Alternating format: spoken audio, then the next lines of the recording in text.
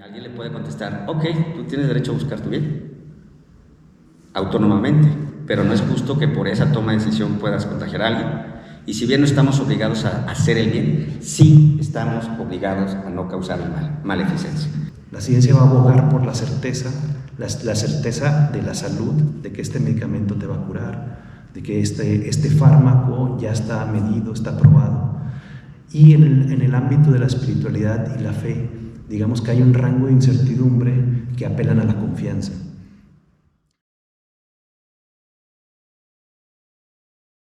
Primero hay que estratificar la pregunta, porque en algunas partes ya no va a ser necesaria esa pregunta, ya que gran parte de la población ya se vacunó, y hay lo que se llama también, ya están protegidos, y habrá otros lugares que no han hecho la suficiente vacunación y sí pudiera haber una problemática. Sí, no, obligarlos, no. Hay un pensador bioeticista de los más conocidos en Iberoamérica que se llama Diego Gracia, y Diego Gracia nos dice, utilizando los principios de la bioética de Buchanan y Schindler, de beneficencia, es decir, haz el bien y procediendo bien, de justicia, después de autonomía, las personas deben de decidir por sí mismas su bien. La justicia sería distribuir responsabilidades y también beneficios de manera proporcional, y por último el de no maleficencia, ante todo no hacer daño. Desde esta perspectiva podríamos decir, él dice, mejor dicho, que los dos primeros son para el individuo y los otros para la comunidad. Desde ahí entonces alguien que no se vacuna dice, para mí mi beneficencia es no vacunarme y soy autónomo para yo decidir que no me vacuno porque es ejercicio de mi libertad.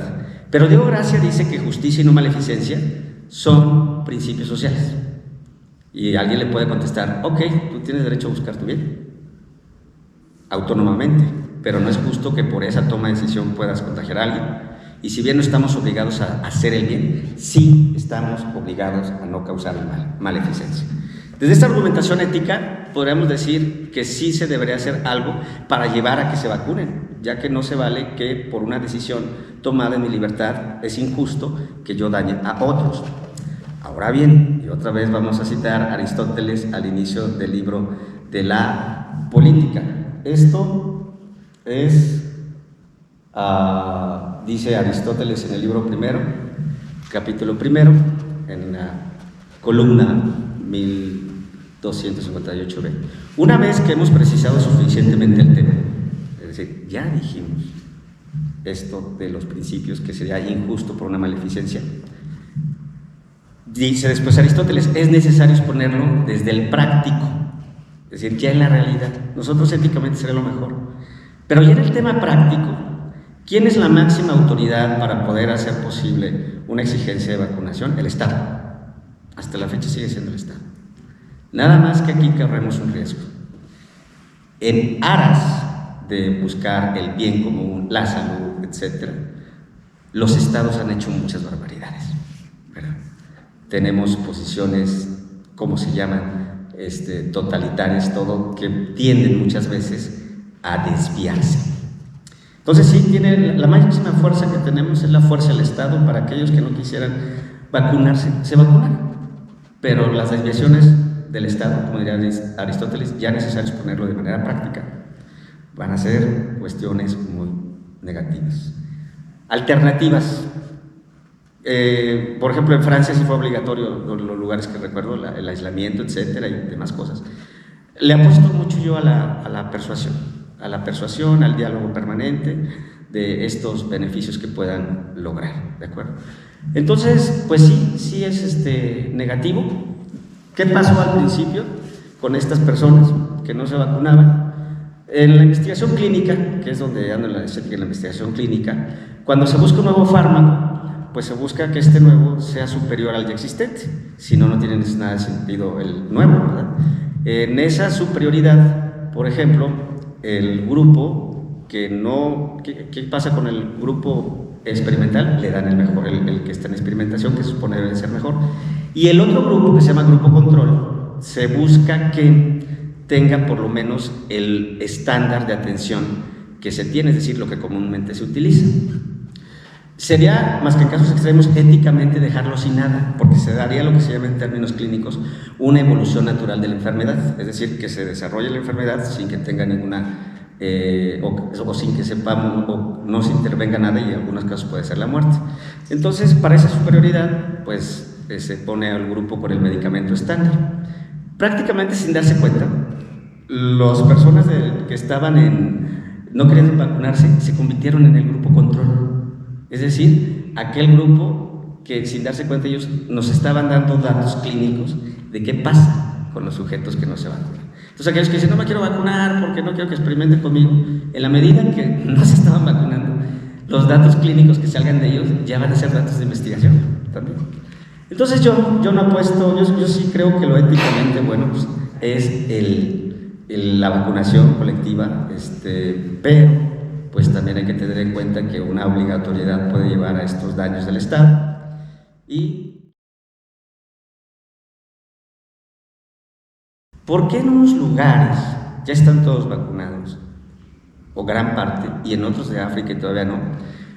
La no vacunación o la ausencia de distribución de estos recursos es un problema que en bioética en concreto se llama inequidad biomédica mundial, es decir, la injusta distribución de recursos materiales y también recursos humanos en el mundo. Por ejemplo, tenemos que una misma patología, como puede ser el VIH que termina en SIDA, ¿cómo es posible que en África sea una enfermedad mortal y en Europa Occidental y Estados Unidos no? Si es la misma patología, por una razón muy sencilla, porque en África subsahariana no tienen acceso a estos medicamentos retrovirales, ya casi. Lo de la pandemia, la respuesta es fácil de contestar, nada más pienso en sus beneficios. El problema es qué vamos a hacer ante la respuesta. Y la respuesta es sí, la industria farmacéutica solo piensa en la ganancia. Tenemos, por ejemplo, en la India, se hace investigación clínica en seres humanos y una comunidad, no recuerdo si era de diabetes mellitus, también muy común aquí en México, tipo 2, obtenida pues, no la 1 que es natural, es innata, perdón. Le dicen a Pfizer, oiga, pues nosotros, mucha gente de la India está participando en investigaciones clínicas, ¿no cree que nos debe de dar un precio especial? Y el subdirector de Pfizer le contesta, discúlpenos, nosotros no hacemos medicinas para pobres. No hacen medicinas para pobres. Sí, así es. Y ahorita decimos, esa es una, y dicen, ¿por qué unos tienen acceso y otros no? Esta inequidad biomédica mundial sacó a la luz algo que ya estaba, el acceso a medicamentos que unos países pueden tener y otros no. En concreto, tenemos lo que se llaman los MAC, medicamentos de alto costo, que son inaccesibles. Por ejemplo, ahorita está saliendo una vanguardia de medicinas que se llaman inmunobiológicos, que ya no responden a la bioquímica, literalmente, que anteriormente de los fármacos. Un fármaco pensamos que lo que va a hacer es llegar y agredir al bicho, ¿no? Por ejemplo, por cierto, ya nos estamos acabando todas las medicinas para las bacterias, están acabándose cada vez más, ya estamos siendo más resistentes, llega y la penicilina acaba la bacteria, ¿no? Todas las penicilinas y antibióticos. Pero estos inmunobiológicos ahora son fascinantes porque lo que hacen es reactivar algunas funciones del cuerpo o del sistema inmune para que él solo se defienda. Así es, así. Pienso, por ejemplo, para un cáncer de mama triple negativo, y ese, por ejemplo, cáncer va creciendo algunas proteínas y hace que aumente el cáncer.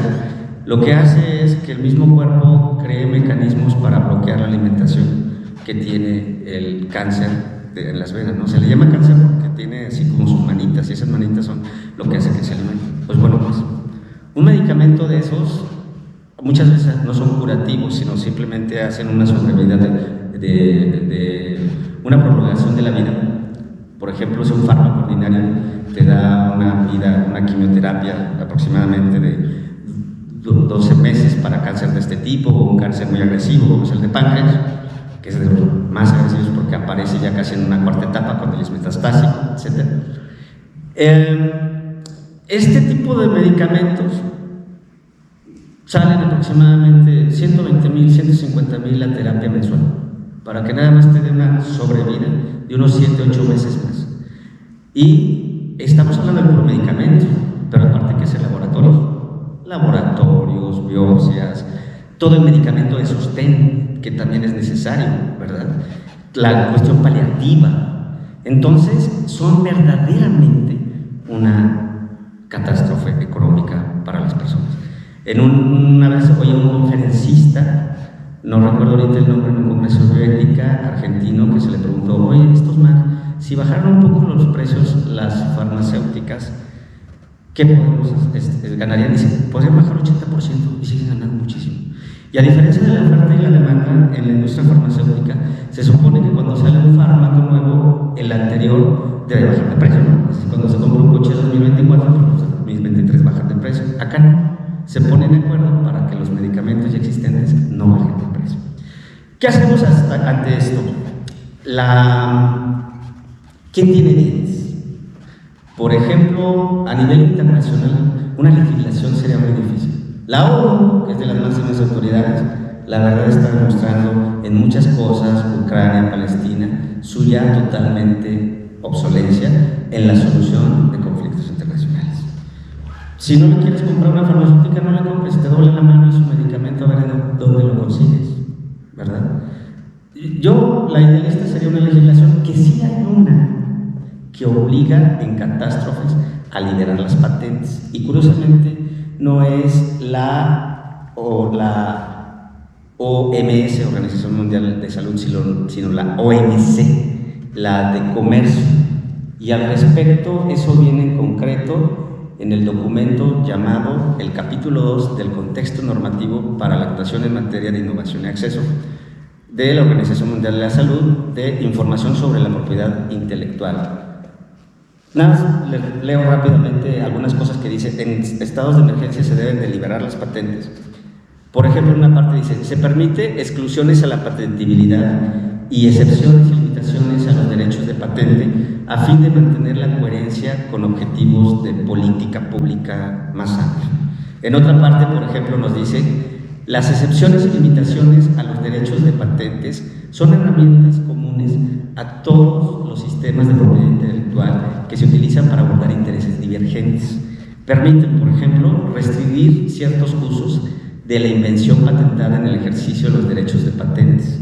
En los artículos 553A del Convenio de París, que es un convenio de las patentes médicas desde 1895, del siglo antepasado, se establecen normas acerca de licencias obligatorias y ciertas limitaciones de los derechos exclusivos con miras a salvaguardar el interés público. Otra parte, ya por último: en particular, cada caso será considerado, es decir, si se elevaron una patente, en circunstancias propias. Será necesario haber intentado previamente negociar una licencia voluntaria, es decir, que voluntariamente diga la farmacéutica: pues esta situación es difícil, voluntariamente yo te doy acceso a ello, excepto, es decir, eso ya que no sea voluntario, en circunstancias de extrema urgencia o de uso público no comercial. Pregunto yo, ¿acaso la pandemia del COVID no fue una cuestión de urgencia? Y no se liberaron. No se trata de no me la pagues, por un tiempo deja la patente para que otro lo produzca. El principal país que se opuso a esto fue Alemania, principalmente para que no se liberaran esas patentes.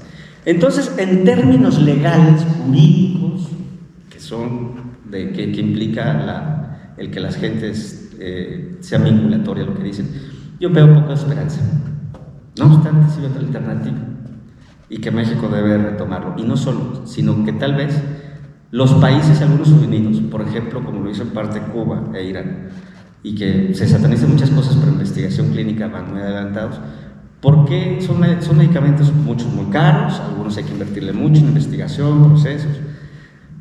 Hay que hacer uniones regionales, tal vez va a ser la alternativa. Un México, que por cierto México, de la máxima producción intelectual que tenemos es en áreas de la salud, no es filosofía, no es otra cosa. Las áreas de la salud son las máximas producciones. Tenemos un material humano en México impresionante. Todos los institutos nacionales de salud, Instituto Nacional de Cancerología, de Respiratorio. Entonces, recurso humano no falta. Hacer una unión continental, México, Brasil, Argentina, y quien se vaya sumando, así como se suman, por ejemplo, para hacer la Agencia Espacial Europea, yo creo que va a ser una alternativa. ¿Por qué? Porque la industria no es la mamá buena, ella nada más ve sus intereses, y si el sistema legal internacional no puede ayudar, pues entonces hay que hacernos y unirnos, y saber que un solo país va a ser muy difícil. Se tiene que tener una potencia económica como la de China, no la tenemos, pero ¿qué tal si nos unimos y hacemos la cuestión farmacéutica latinoamericana local para los fármacos necesarios sacarlos? Y todavía tengo tiempo para... Y para lo último, de la cultura, de eso. México, primero, quiero decir que tiene una gran cultura de vacunación. Ponen un centro de vacunación y ahí está lleno, parece que están regalando tortillas. En otros países, por ejemplo, hubo un artículo de un señor británico en Nature, por cierto, pero no es ninguna, en lugares unos de los de divulgación más importantes, donde decía que una vacuna triple causaba autismo, ¿verdad?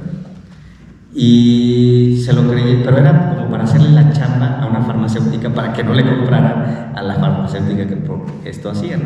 Se comprobó que era falsa la información, se le quitó el derecho de publicar y licencia médica y todo, pero se quedó muy grabado, principalmente en países de habla anglosajona, de que vacunarse era dañino. Entonces es algo que no padecemos nosotros mucho, pero en esos países sí. El retracto que hizo Nature, ya mucha gente no lo leyó, ¿verdad? Pero entonces en México la cultura de la vocación es buena, de la vacunación es buena. ¿Qué pasó? No quiere nadie saber nada ya de la pandemia.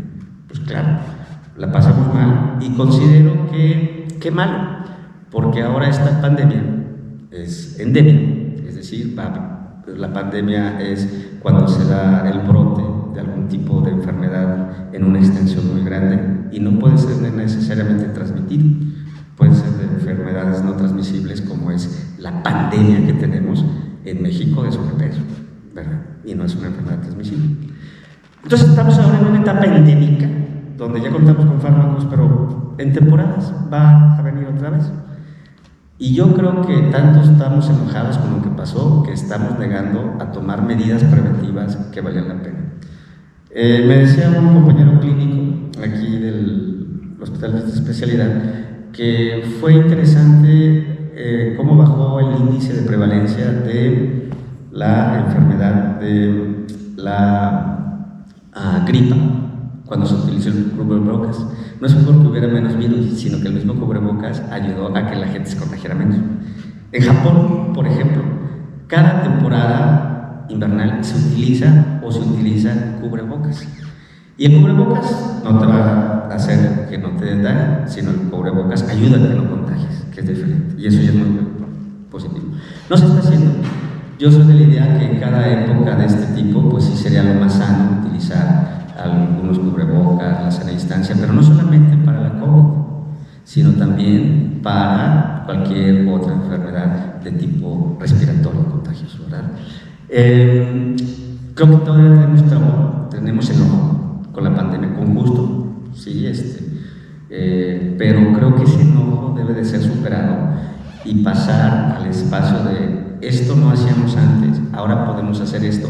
Ojo, de manera preventiva, no por miedo.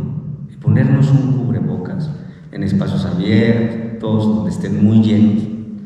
¿Para qué? Para simplemente cuidarnos, es un cuidado, no es una cuestión del miedo, hay que quitarle ese miedo. Y bueno, todavía tenemos muchos, la cuestión post-COVID, que no se refiere solamente a potenciales padecimientos como van desde la pérdida de cabello hasta cuestiones más graves como es la cuestión del aumento de la presión arterial. A mí me pasó eso, a mí me dio COVID hasta el Omicron. Las primeras cosas que me daban muy seguido era uno súper cansancio, digo, de por sí soy medio bobón y que me venga esto, no se cree, sí trabajo, si no pregúntenme aquí en el centro.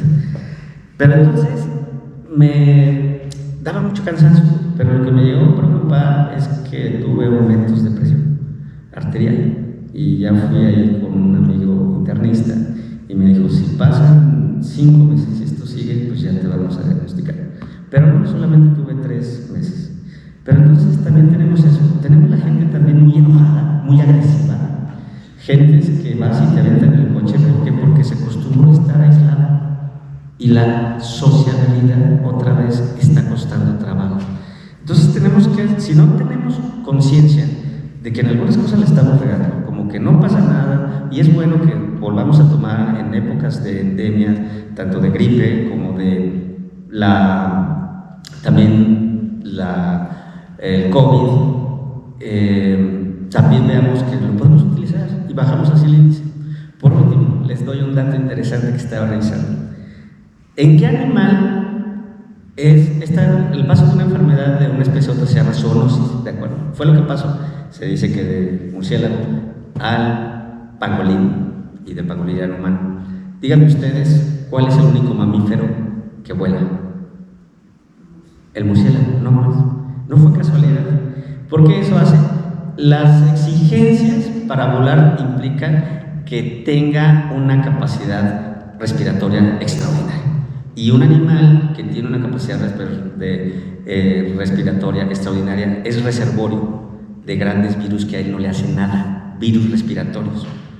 Pero cuando pasa ese virus a un mamífero que no vuela y no tiene tantas exigencias respiratorias, pues es entonces una bomba y sí le daña. Y mientras más, y esto cierro ya, mientras más invadamos espacios, mientras más, por ejemplo, vayamos acabando con selvas y demás, nos vamos a encontrar especies que tienen miles de años ahí guardados y vamos a encontrarnos también virus o bacterias que están ahí latentes y que nosotros por invadir espacios, pues también vamos a tener por consecuencia que estemos expuestos a esto. Entonces tiene que ver con esta de la pandemia es amplio, tiene que ver con una responsabilidad con el planeta, sustentabilidad también, que si no lo cuidamos, pues nos vamos a llevar a nosotros mismos entre los pies. Bueno.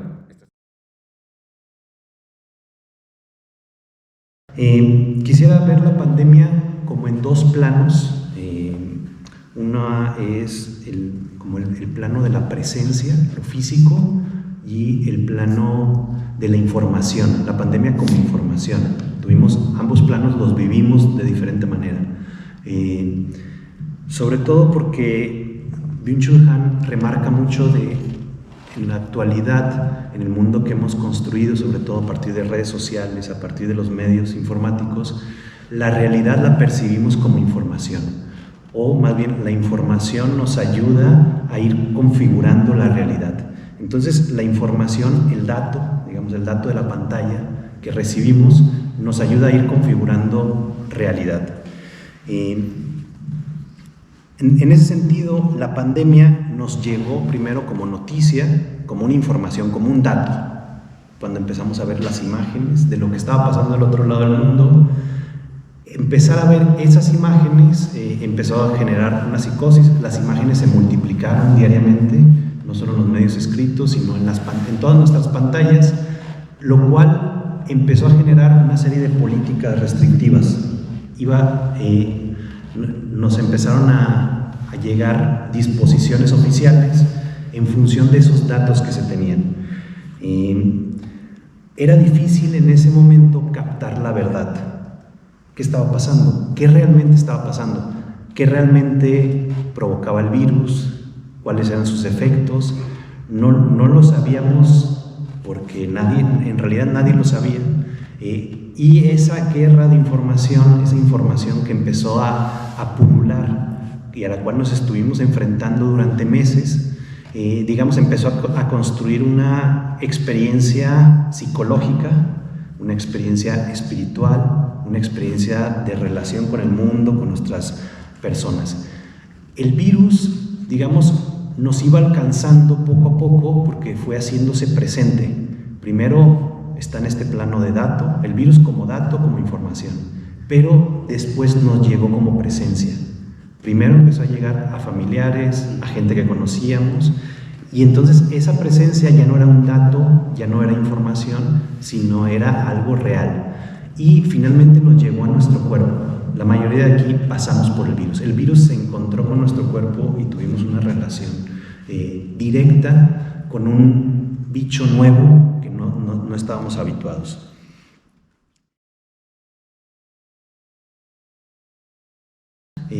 Quisiera comentar ya concretamente sobre el plano religioso.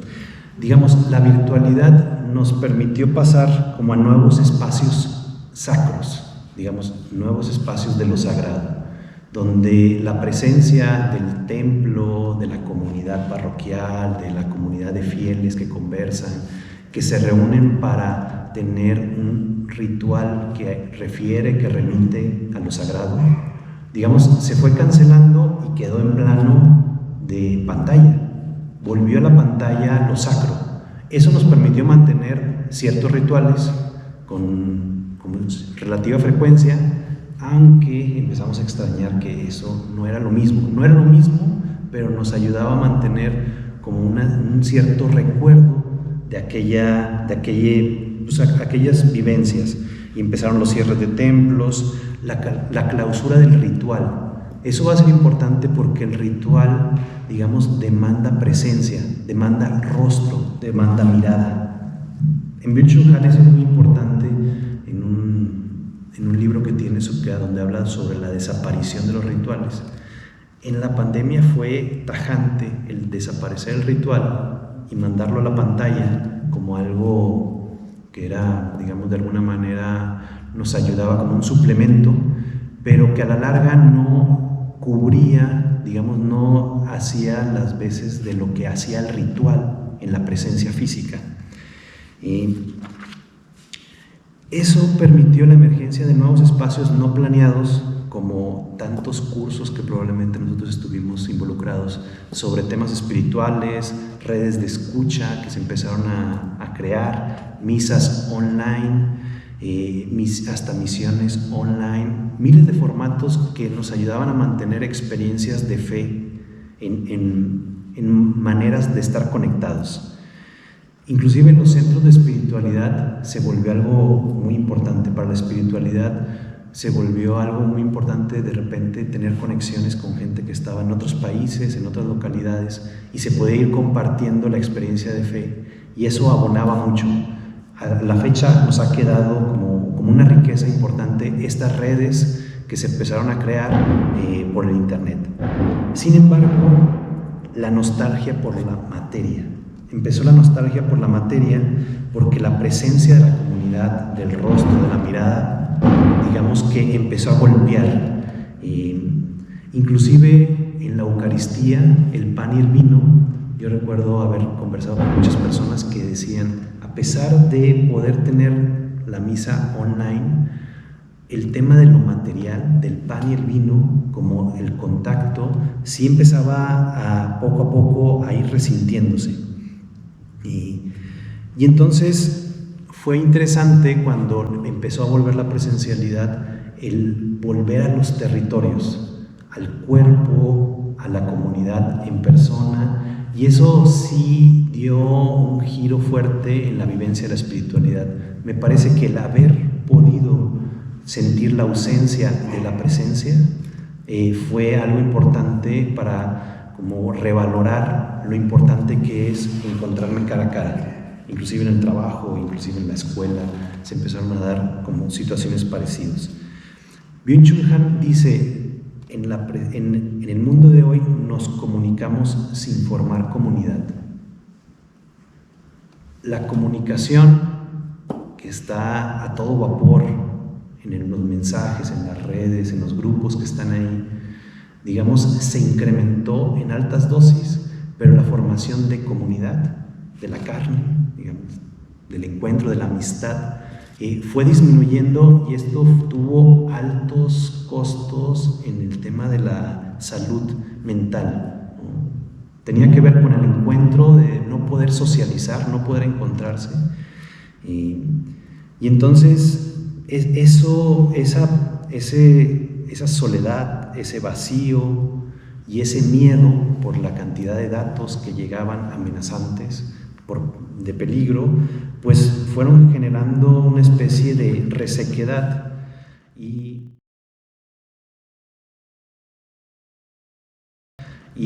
aquí, acudiendo a nuestro buen amigo Kierkegaard, altas dosis de angustia. La angustia, que es el miedo, hoy le llamamos ansiedad, tuvo un desdoblamiento en la humanidad que probablemente nunca lo habíamos presenciado de esa manera.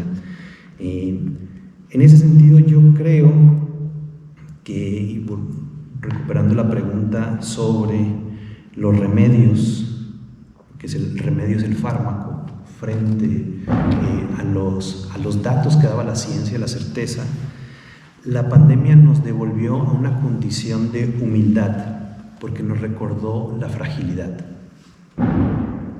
De repente el bicho nos dijo: esto no lo puedes controlar, no lo puedes predecir, no lo puedes medir como en otros tiempos sí lo ha podido hacer la ciencia.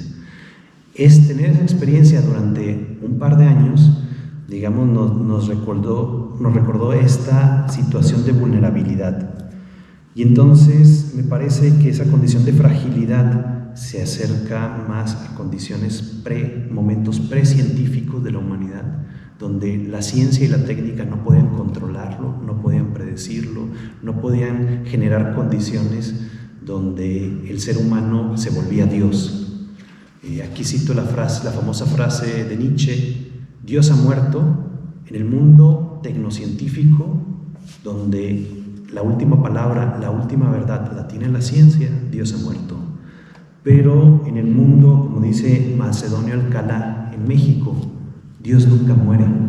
El retorno de Dios en medio de la fragilidad, de la vulnerabilidad y de la incertidumbre, en medio de donde no hay certeza, pero puede emerger la confianza, que es un plano diferente que la ciencia no va a poder dar. La ciencia no va a poder dar la confianza, la ciencia aboga por la certeza. La ciencia va a abogar por la certeza, la certeza de la salud, de que este medicamento te va a curar, de que este fármaco ya está medido, está probado. Y en el ámbito de la espiritualidad y la fe, digamos que hay un rango de incertidumbre que apelan a la confianza. Me parece que experimentar la muerte, experimentar la ausencia de seres queridos que lo vivimos, experimentar la enfermedad, nos situó en un límite abismal.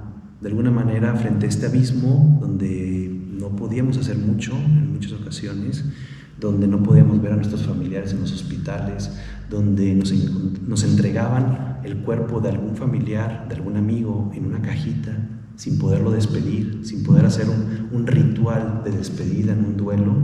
Eso generó estragos de alta dosis que todavía están presentes el día de hoy. Ese estrago de la muerte, de la enfermedad, de alguna manera es algo pues que tiene mucha fuerza,